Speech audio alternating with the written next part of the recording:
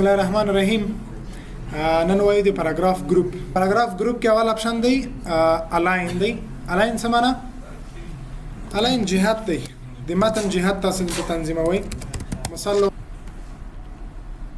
لیکم څه شي کمپیوټر کوم طرف کې دی؟ فعلا چپ طرف کې. کغواړئ چې دا متن مرکز ته یوسئ په دې اپشن باندې کلیک وکړئ، کې خي طرف ته وړئ، په رائټ باندې کلیک وکړئ. رائټ، سنټر او لیفت. لیفت معمولا دغه ژبه لپاره دی چې چپ طرف نه خي طرف ته لیکل کیږي.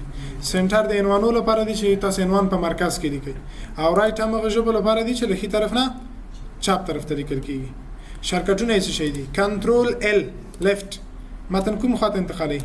چپ طرف ته. کنټرول ای سنټر مرکز، او کنټرول ار متن کوم طرف ته انتقالي؟ خي طرف ته. صحیح دی؟ دته وایي الاین. بل اپشن څنګه کې لرو؟ جسټیفای. جسټیفای کله چې تاسو متن یو پاراګراف ولرئ، د شکل ډیر متن ولرئ. اوس ګورئ د متن چپ طرف ډیر منظم دی په یو لاین سره دی، خو خی طرف بې نظمه دی. که غواړئ چې دا طرف منظم کړئ، بیا تاسو راځئ دلته په جسټیفای باندې کلیک کوئ. د ښي طرف هغه کوم بې نظمۍ چې دی هغه هم څنګه کوي؟ منظموي. بیا دې کې څو ډوله لرو؟ جسټیفای لو لرو، جسټیفای میډیم دی، او جسټیفای های دی. جسټیفای های څه معنا؟ یعنی د کلمو ترمنځ فاصله ویني ډېرې شوي، فاصله ډېره وي، خطونه نور هم ډېر منظمیږي. وینئ ډېر منظم. خو بیا دو غلطي دا ده چې د کلمو ترمنځ فاصله ډېریږي، او دا په کتابو کې اکثریت نه استفاده کیږي. تاسو فقط اول اپشن جسټیفای کلیک وکړئ، او په اکثره مونوګراف چې تاسو لیکئ، مونوګراف استاد تاسو ته څه وایي؟ وایي متنونه او پاراګرافونه باید څه شی وي؟ جسټیفای وي. نو دې ته وایي جسټیفای. شارټکټ دی کنټرول جی، جی نه جی. دا وظیفه. پورته ورځو. بل اپشن لرو موږ بولټ لرو. بولټ اپشن څه کار کوي؟ معمولا که تاسو شی لیکئ او هغه په کټګوري ویشئ، بخش کوي، بیا تاسو له بولټ نه استفاده کوئ. مثال درکم د څه شي؟ مثال زه غواړم ولیکم کمپیوټر ټایپس. څه شی لیکم؟ د کمپیوټر ډولونه لیکم. کمپیوټر په څو ډوله وو؟ 3 ډوله وو. ډیجیټل وو، بل څه وو؟ انالوګ وو، او بل څه وو؟ هایبرید. سپیلینګ غلط شو، خیر مو پسې ګرځي. دا درې وړه موږ ولیکل، خو د درې وړو ته زه غواړم یو سټایل ورکم، ډېر منظم یو سټایل ولري. نو راځئ داسې کې په دې رقم یې غواړئ دا سټایل وي. وینئ دغه درې دانې په کټګورۍ تقسیم کړه. نظر پخوا ته اوس ډېر ښه عام فهمه دی، هر څوک پې پوهېږي. راځئ دې سمبول نه کار واخلئ، دا سمبول ولري، دا بل سمبول وي، په دې شکل وي. صحیح دی؟ شکلونه مختلف لرو، فقط یو کلیک پې کوئ. دې ته بولټ وایي. او که چیرې غواړئ شکل یې تغییر کوي، بیا راځئ لاندې اپشن دی ډیفاین نیو بولټ. سمبول باندې کلیک وکړئ، دلته ورته شکل تغییر کوي. هر رقم چې تاسو غواړئ انتخاب یې کوئ، اوکې ورته وایي، او دلته هم اوکې. سمبول یې څنګه کیږي؟ چینج کیږي. بیا راځئ دلته کلیک وکړئ ډیفاین نیو بولټ. سمبول کې تاسو دا شکل کولی شئ تغییر کړئ. او دا سمبولونه خپل په ورډ کې دي، ډېر سمبولونه دي. ورته انتخابوي، کلیک وکړئ، او سمبول چینجېږي. که غواړئ چې د سمبول پر ځای پکچر راشي، پکچر څه شي ته وایي؟ عکس ته وایي.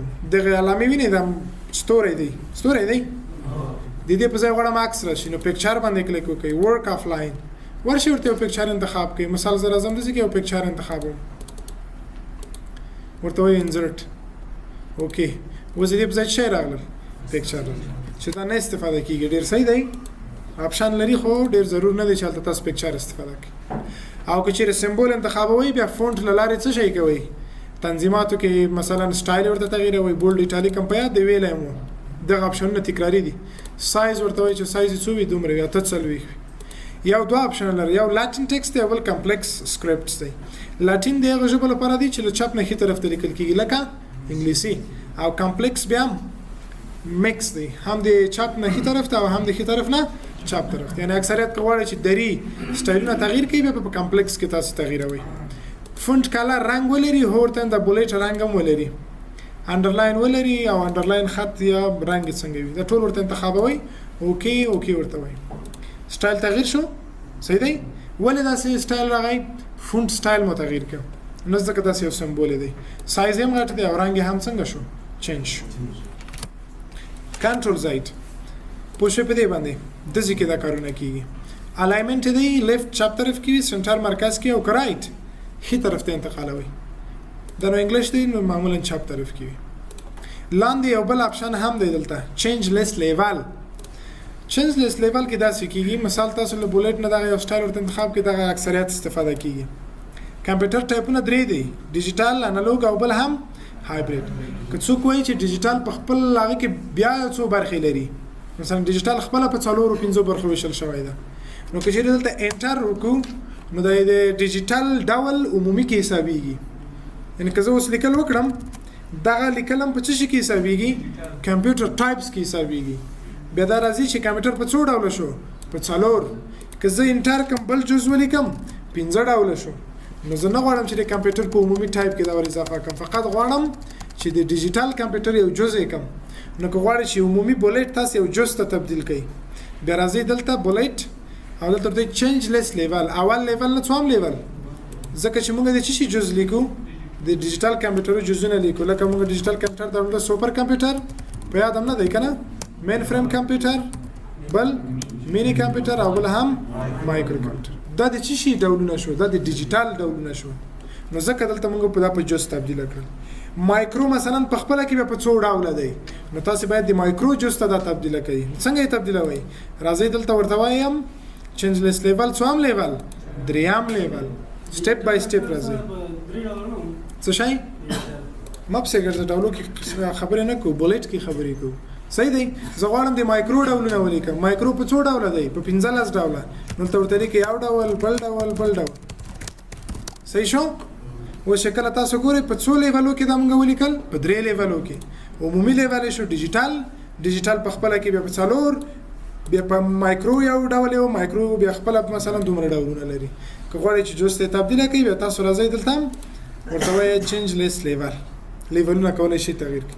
مثال درکړم مثلا د ولایاتو صحیح دی دلته ورته لیکو څه شي پروینسز لیکئ. کوم ولایت لیکئ کابل کوم ولایت لیکئ لوګر کوم ولایت لیکئ لغمان. لغمان څوک دی دلته نشته څوک.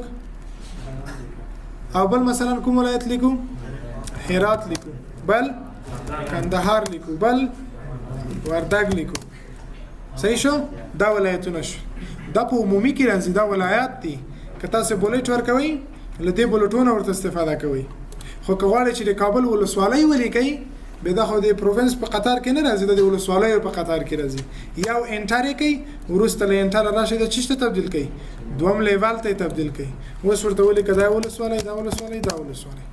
که غواړئ مثلا د اولې ولسوالۍ کلي ولیکئ صحیح بیا تاسو یو انټر یې کوئ او دلته راشئ لیول یې چینج کړئ لیول دریم ونیسئ ځکه چې ولسوالۍ بیا کلی او په کلي کې مثلا تاسو د جمعتو لیست نیسئ ورته ولیکئ د جمعات نوم مثال درته وایم سرخلاص شو په دې یعنی په دې رقم تاسو کولای شئ خپل متن په کټګوري لیولو وویشئ. دا بولټ و سمبولونه و اما که تاسو غواړئ څه شی ولیکئ زه همدغه لیکم کمپیوټر ټایپس کوم ډول و ډیجیټل و او بل شی و انالوګ و انالوګ سره کوم راځي انالوګ داسې راځي مپ څه ګرځي اوس خپل سم کی دا هایبرید صحیح شو. دا سپیلم زکه د توي ډیجیټل او انالوګ هایبرید ری ډول شو. غواړم سمبول ونه لري د سمبول پر ځای یو دوه درې راشي ورته ولیکل شي اول ډول دوم ډول دریم بیا راشي څنګه اپشن ته نمبرینګ ته دلته ورته انتخاب کوي کوم سټایل تاسو غواړئ. رومي عدد دي ای بی سی کوچنی ای بی سی ای بی سی وی دا څه ټکی لري یا رومي عدد په دې شکل وي یو سټایل ورته انتخابوي یا مثلا زه غواړم چې عدد وي صحیح شو. اوس درته وایي اول ډول ډیجیټل دوم ډول انالوګ دریم ډول هایبرید.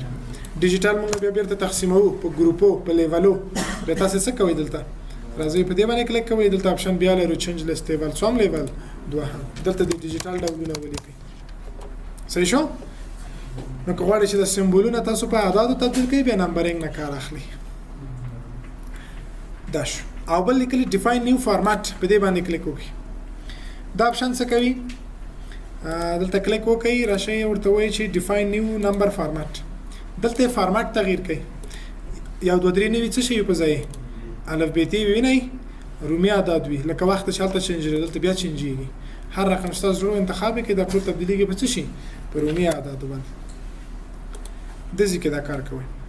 بل ګورئ چې هر ځل انټر کوم لیکل کوم ویني مسلسل لیکل کیږي چې دا ترتیب نه خطا نشي شپږم وام اتم خو زه څه وایم تر اتو پورې ولیکل شول چې دا انټر کوم بل لسونه شروع شي له یو نه بیرته شروع شي دا اوس نه یو کیږي ځکه دا مسلسل دي به تاسو راشي اپشنو ته سچ نمبرینګ ویلیو دلته ورته د نه په ځای څه شی ولیکئ یا ولیکئ اوکې وروسته دې لیبل دې موږ څنګه شو له یو نه شروع شو ودې لیکل تر 5 پورې شپږم غوړې دم له یو شروع شي بیا څه ورته وایي بیا رزلټ ورته وایي سچ نمبرینګ ویلیو شپږم شروع کله څونه له یو دا بیا له یو نه شروع کی په دې شکل کولای شي تاسو مکمل لیست ولیکئ صحیح شو دې ته وایي نمبرینګ بعضی حالاتو کې استفاده کیږي څنګه بل اپشن لرو د ته وایي ملټي لیول لیست ورته وایي زه مثال درته په دې کې داسې کاروم چې څنګه تاسو څلور ځوابه پوښتنې جوړې کړئ څلور ځوابه خو پیګه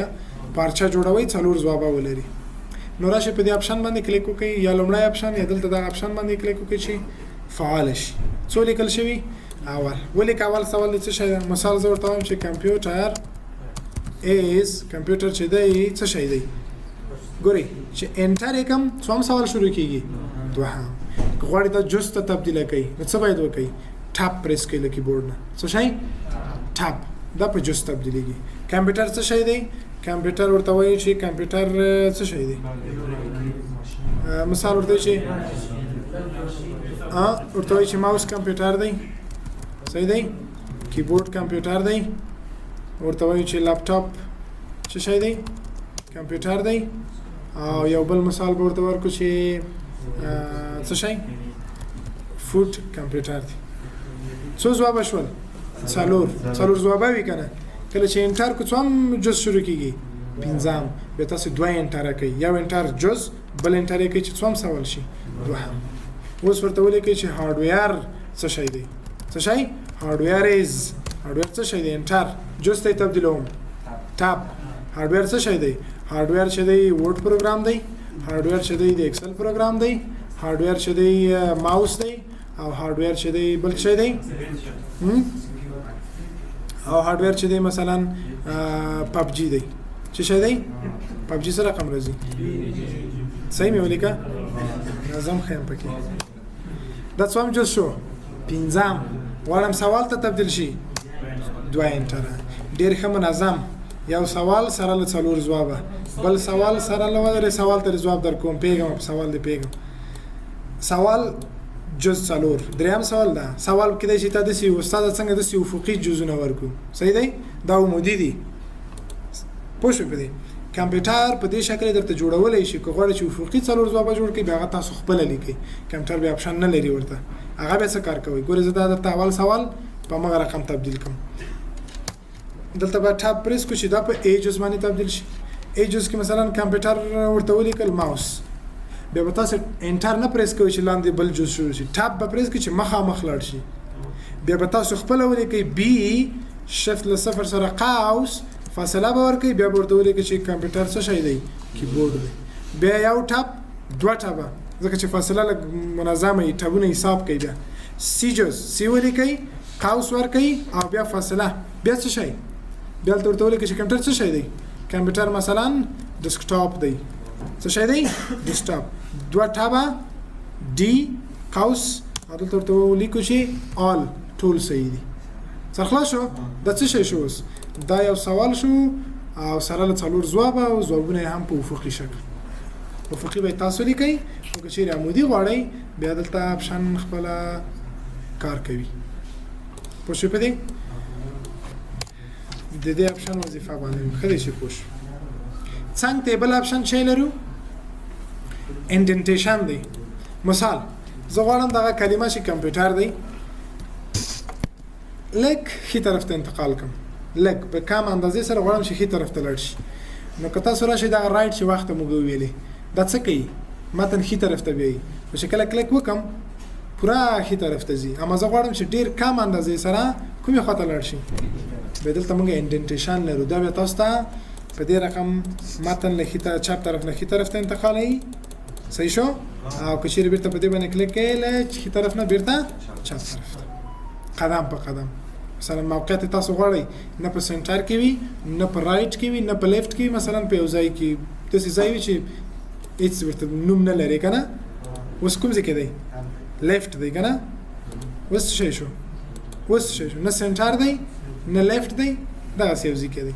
نو که غواړئ چې همداسې موقعیت یې تغییر کړئ انډنټیشن نه به کار اخلي. او لاندې بل اپشن لرو لاین سپیسینګ دی. لاین سپیسینګ د خطونو ترمنځ څه شی جوړوي؟ فاصله جوړوي. دا به انتخاب کوي را به شي لاین سپیسینګ ته یو واحد وي، 1.15، 1.5، 2، 2.5، 3. تر دغه اندازو کولی شي تاسو د خطو ترمنځ فاصله څنګه کوي؟ ډیره کړئ. که غواړئ چې 3 ونې ډیره کړي 4، 15، بیا لاندې لاین سپیسینګ اپشن باندې کلیک وکړه، بیا راشه دلته چیرته داسې کې لیکلي دي څه شو اپشن سپیسینګ، دغلته راشه دغه وینئ 1.څو دي، دلته ورته ولیکئ څو وي باید 15 وي. اوکې ورته وایه. اوس د خطونو ترمنځ فاصله په همدومره کې سرخلاص شو. په دې باندې دا د خطونو ترمنځ فاصله. بل اپشن وایي اټ سپیس بیفور پاراګراف. بیفور څه ته وایي؟ مخکې. اټ اضافه کا سپیس فاصله مخکې له پاراګرافه. په کوم پاراګراف اوس کرسر یې موږ څوم پاراګراف ما انتخاب کړی؟ دوهم. له دې نه مخکې اول پاراګراف دی. نو غواړم د دې ترمنځ فاصله جوړه شي. نو ورته وایي څه شی؟ ګورئ کلیک نه پې کوم ښکاري درته دا یې فاصله ده. که کلیک پې وکړې فاصله یې زیاتېږي او که بیرته یې غیر فعاله کړې فاصله یې کمېږي. بل اپشن یې بیا دی افټر پاراګراف. له پاراګراف نه وروسته چې کومه فاصله ده ریموو له منځه یوسه، او که غواړئ چې پاراګراف بیا فاصله ولري اټ باندې کلیک وکړئ. ښکاري درته وینئ دوهم پاراګراف د دریم پاراګراف فاصله وګورئ، کلیک وکړئ فاصله ډېرېږي، او که چیرې ریموو یې کړئ فاصله یې له منځه ځي. او که غواړئ چې د ټولو پاراګرافو فاصلې له منځه یوسئ بیا کنټرول A ټول به انتخاب کوي، ورته وایي چې ریموو سپیس افټر پاراګراف. بیا د ټولو پاراګرافو ترمنځ فاصله پاکیږي. سر مخلاص شو. په دې بل اپشن لرو ډایرکشن دی. ډایرکشن مهم اپشن دی. فعلا دلته الاینمنت چې انتخابوم لیفت، ځکه کومه ژبه مونږ لیکو؟ انګلیسي. نو دلته ډایرکشن هم باید څه شی وي؟ باید لیفت وي. دواړه باید لیفت وي. ګټه یې څه شی ده؟ مثال زه انګلیسي کتاب لیکم او ورسره پښتو ډکشنري څه شی لیکم. صحیح؟ مثلا لیکم څه شی؟ بوک. غواړم د معنا ولیکم، نو دا پښتو ته چینج کړئ چې معنا یې لیکم ډېر ښه منظم مخ ته یې لیکل کېږي. صحیح دی؟ نو کله کله داسې کېږي چې کتاب ولیکي بوک، غواړئ معنا یې ولیکئ شاته یې ځي، یا په دې شکل کېږي. وینئ چې هر څه لیکل کوئ ستاسو په خوښه لیکل نه کېږي. مثلا زه لیکم بوک، پښتو ته چینجوم چې ولیکم کتاب، چیرې ځي؟ شاته یې ځي. همیشه هم داسې متنونه ګډوډ کېږي. نو خبره دا ده که چیرې انګلیسي لیکئ نو دا به هم لیفټ انتخابوئ او ډایرکشن به هم څه انتخابوئ؟ لیفټ. دواړه باید یو شانته وي. که پښتو یا دري متن لیکئ دا به هم رایټ انتخابوئ او دا الاینمنټ به هم څه شی انتخابوئ؟ رایټ انتخابوئ. بیا هېڅکله داسې مشکلات سره نه مخ کېږئ. نو ځکه دا اپشن ډېر مهم دی او دې ته پام کوئ.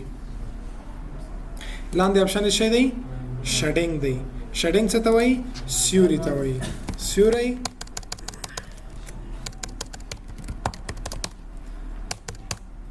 دا متن مو ولیکه. صحیح دی؟ غواړو د دې پاراګراف هر مشخص ځای چې تاسو انتخابوئ یو ساحه ورته انتخاب کړئ، غواړو ته سیوری ورکړئ، بیکګراوند ورکړئ، رنګ ورکړئ. راشئ شډینګ ته. دا رنګ نه ورکړئ متن ته، بیکګراوند ته رنګ ورکړئ. ښکاري که نه چې متن تور دی مثلا، که زه دا بیکګراوند ورکړم دا نارنجي بیکګراوند شو. دې ته شډینګ وایي. نه یې غواړئ انتخاب یې کړئ، ورته وایي شئ نو کلر. دا بارډر دی چې دا په خیر په ټیبل کې ورته تفصیل سره تشریح کوم، مربوط ته ټیبل کېږي. بل اپشن یې څنګه کې لرو سورټ دی، دا هم په ټیبل کې تشریح کوم. سمه ده؟ او بل اپشن لرو پاراګراف مارک.